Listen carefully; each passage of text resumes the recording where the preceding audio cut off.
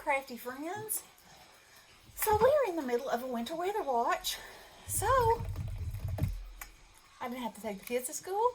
They're snuggled up under the covers still.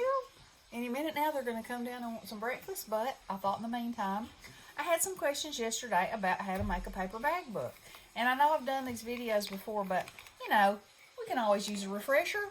And being as how I didn't want to go through all my videos to locate that one, I thought I'd do it again.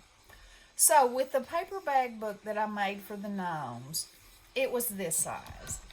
So you'll notice there's 3 different sizes of bags here. Okay, so typically I would fold the bag in half and go from there. So you can see if you fold this bag in half, which you can do, that's a nice size book. However, what I did was fold it this way, so I had a little bit more surface to work with, because you're going to lose about 3/4 of an inch right here on the end when you make your brads. Okay, so basically you can fold it in half like that, or you can fold it here. Now, the problem with folding it here is you have to use less bags, because if you're going to use eyelets, unless you have eyelets that have extremely long necks on them, because it won't go all the way through. And on this one, they barely went all the way through, and so I ended up tying them. So they can be tied with eyelets in them, they can be tied with eyelets out of them, but you see it went all the way through there and not quite there. No matter how hard I mashed, it just wasn't going. But it looks pretty on the front, so I didn't take it out. Okay? So, I hope that made sense. Now then. So, my favorite, so this is the neck size. Okay, so I'm actually going to make one here. So, you would just take your bag. This is the bottom. And you would fold it in half. Like so.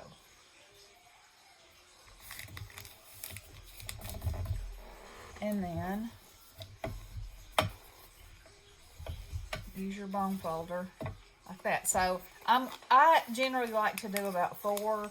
That seems to be, you know, that gives you 4 pockets, 4 deep pockets. I'll show you that in just a minute. 4 deep pockets and 4 half pockets, and it gives you a good amount of space to tuck little fun stuff in. So, just going to continue to do this till I have these done. Okay?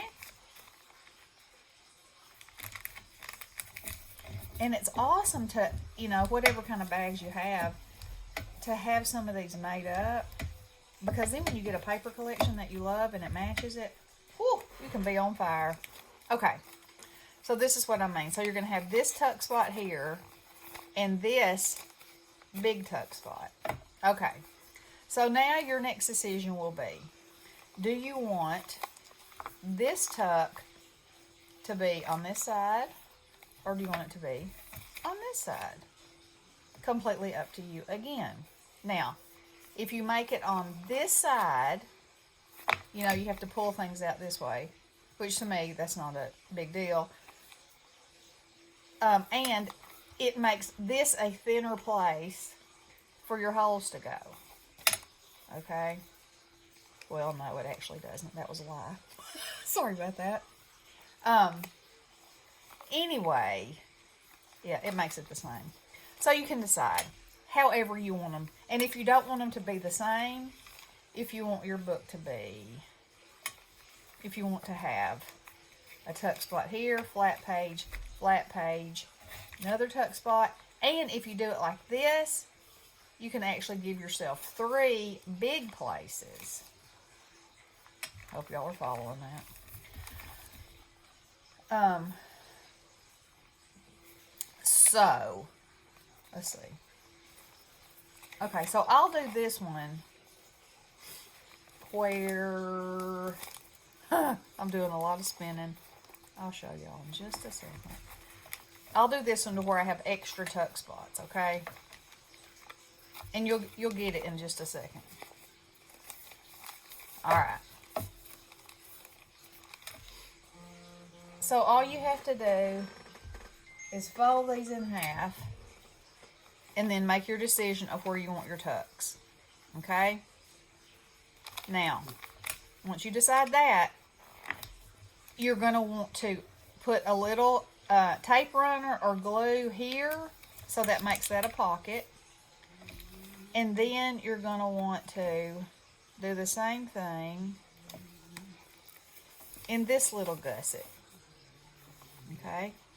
Here. So, I'm going to use my handy dandy tape runner. So all you got to do, put a little smidge there and a little smidge there. And see, now you have a little tuck spot. Okay? And then a little here. And a little here. And that keeps that closed. Alright? Now, because I'm doing this one, let's see, I said I was going to do it this way, so that I would have back to back, and then when I add my next one, I'm going to have 2 pages right here. So on this, I could do 2 things. I could make it another tuck spot too, or I can just glue it together, tape it together. And I'm going to tape it together, because sometimes, now if I was doing a journal, I might leave that open, because you know, you don't ever know what you might want to tuck into someplace like that. So, and you can use glue for this. That's fine. Alright, let me make sure I'm doing this the right way. So I want these back to back. I'm just going to line that up like so and mash it down. So now this is what you have. Say this is the cover. You open it up. You got a tuck spot here, which I'm going to run that down there. And that down there. Mash it down. And then I'm going to do the same thing on my little flapper. And y'all, the first, I didn't even know these things existed. And Miss Pat sent me one. And I was like, that's the coolest thing I've ever seen. And she said, these things have been around forever. I was like, I didn't know.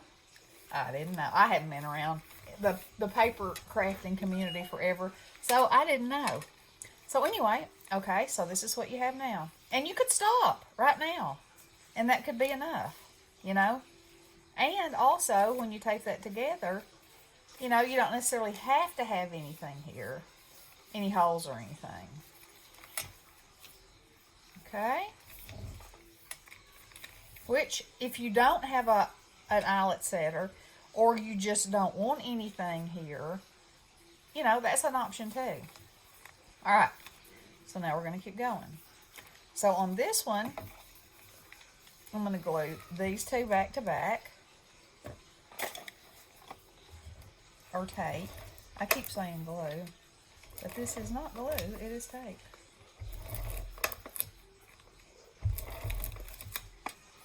And you know, they're going to stay together because it's paper, so it's not like it's going to be wild and out and loose and try to get away. Now, I will say, this is a little different because it's a slick surface. Even my tape was fighting a little bit, but I kept changing glues until I got it to stick down. Okay, so now you got that. Now we're just going to put a little tape on this gusset.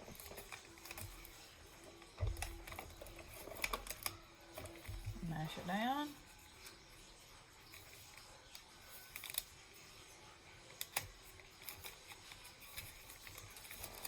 Put a little tape right there.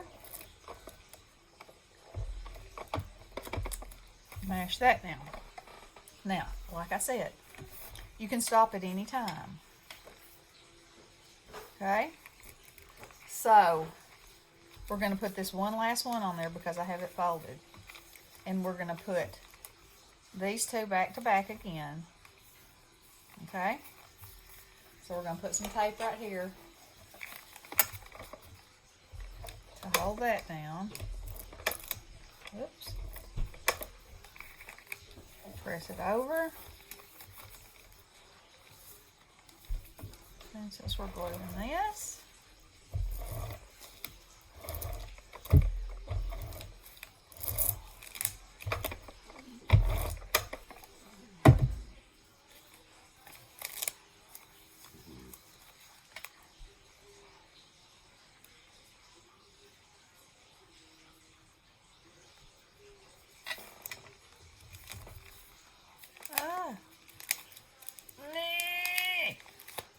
that's not lined up like I want it, but I did it.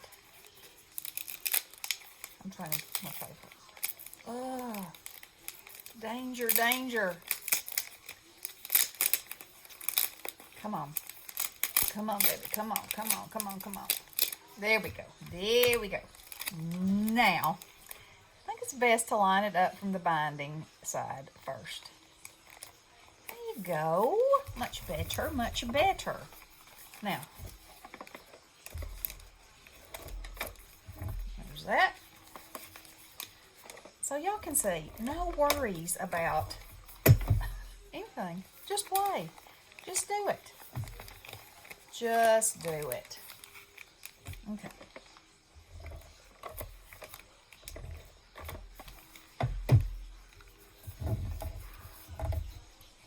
Alright.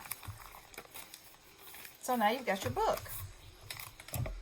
Let me move all this. Alright. So like I said, you can leave it like that. It's going to stay together. Or you can make it a little more decorative. And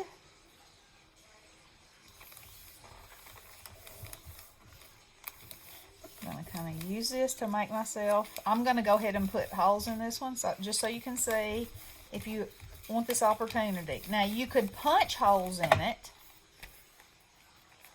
and just have holes. You can punch holes. If you have another kind of eyelet setter, that's fine. You don't have to have a crocodile.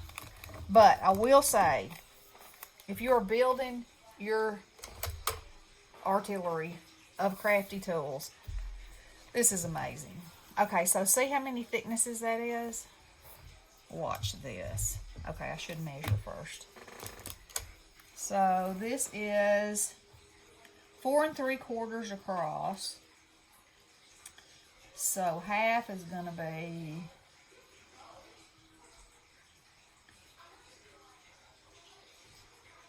about right there. You know, that's how I do things. About right there. And then I'm going to put one. So that's my center. So then I'll put one on the 1 mark and one on the 4 mark. Like that. Looks pretty good. And then you just stick this in here.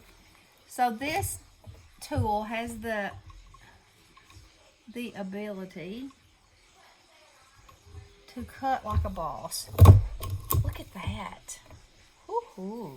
Yeah. Alright, and then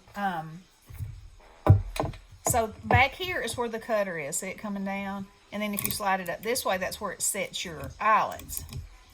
And then this, you can move back and forth, and it can determine how far from the edge you want your holes to be. So, there's that one. Look at that. How pretty and clean. And I used this yesterday. I punched a hole in a piece of wood. you know, not super thick wood, but wood, like Dollar Tree wood. Work like a charm. Okay, so now at this point, you can either put eyelets in, or you can just tie pretty ribbons on there and make a dangle. You can do it however you want to. Okay? So that's the size that that makes. Now this one, I did it so it's oriented like this. Because my little Nomies were a little bigger and I wanted them to show. But this one's going to open in standard book form this way. So once you either tie this or put eyelets, when you open it up, it won't open all the way like that. You know, because it'll be like this. Okay? And then these paper bags make them even a little bigger. And here's something I have also done. If you have a border die, you can put it right here on the edge of your bag and run it through. And then if you fold it out a little bit like this, you know, you'll have a pretty little border sticking out right there. That's a really fun thing to do. So, I hope that those were good instructions. I hope you understood it. If you didn't, you know, let me know. It's really just a matter of having your bags. The most basic is folding them in half, attaching them to each other, and there you go. So, I mean, and they're so fast and easy. And like I said, if you have some made up already, all you got to do is pull them out. Have a big time. Because you already know what color your bags are. You know, and I have, every time I see a new pattern or a new style at the Dollar Tree, I get them because they're $1. And you can make, let's see, I think most of the time they have, well, you know, I take everything out of the package, so that's a problem. The iridescent ones have 6 in each, and because their paper's thicker, I would only use 3 in that one most of the time. But like with these paper bags, I'd use 4. You know, all you have to do is decide. So these paper bags, I think, come in like a pack of 24. Talk about a bang for your buck, you know? You could make a ton of books out of that. So if these come in packages of 8, you could make 2 4s, or, you know, you could buy 2 packs and then you'd be able to make 5 of 3 pages a piece. Okay, so I hope that was helpful. I hope it was clear. And if it wasn't, let me know and I'll try again. All right, girls, I'll be back later. Love you guys. Blessings.